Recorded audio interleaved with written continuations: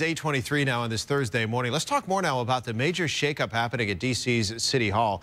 Mayor Vince Gray's chief of staff, Jerry Mason Hall, is out now, and an acting chief of staff, Deputy Mayor for Public Safety and Justice Paul Quander, is in.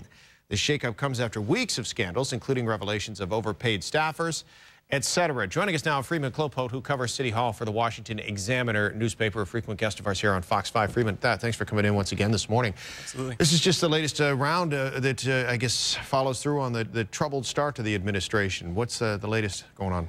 Well, as you said, the mayor has fired his chief of staff, Jerry Mason Hall. It looks to me like he was trying to reach out and press the reset button.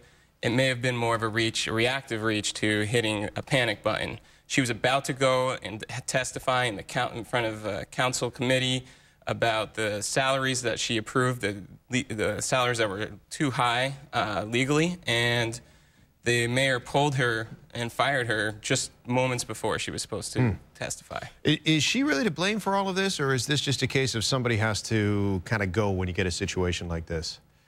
At the end of the day, it's somebody had to go. The mayor certainly isn't going to be the one to step down, and she's kind of the fall guy for it, for all the problems that have been plaguing the administration. And it might have been better had she been able to testify and build that case for her being the one who approved these salaries and approved these, her own son was hired and the children of other top administration officials being hired. Had they gone and allowed her to talk about that, build the case that she was actually at fault for allowing those things to happen, might have been a little better timing. What happens to the salaries now of these people who were supposedly overpaid? Most of them are being rolled back. There's 9 people whose salaries are being dropped down to the legal limit. Most of those are about a $500 adjustment. I think the highest is about $7,000. Kaya Henderson, whose salary is well above the cap by about $100,000. The mayor said yesterday he will now introduce legislation to get the council's approval for her salary. What do we know about the gentleman now that would, I guess, move into her position now as a chief of staff?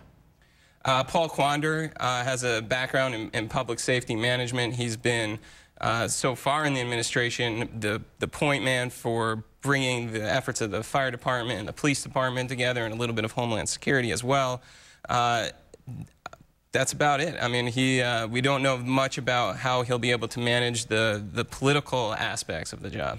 The big question had been, with so many things that have come up so early in this term for Mayor Gray, a lot of people said something would have to be done. Somebody would have to go, which is what we're starting to see now as these dominoes are falling, maybe just one, maybe more. Is this enough to kind of right the ship now as far as the mayor's position, or is there still more work to be done there? I think there's a little bit more work to be done. We have to see who he'll put in as the permanent replacement for chief of staff. There might be other heads that may need to roll for the ship to get fully righted. He still has the issue of the accusations of money being passed to Freeman Brown on the campaign trail last summer.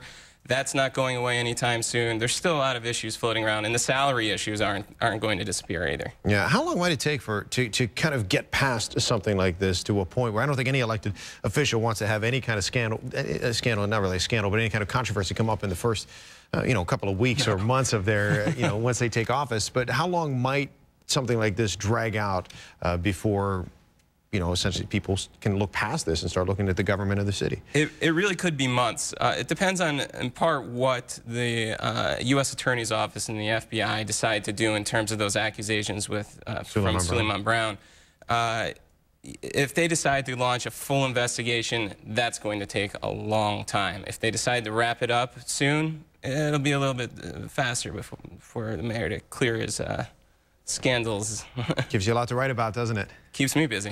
Freeman Klopott with the Examiner. Thanks for being with us this morning. Absolutely. Always good to talk to you. Allison.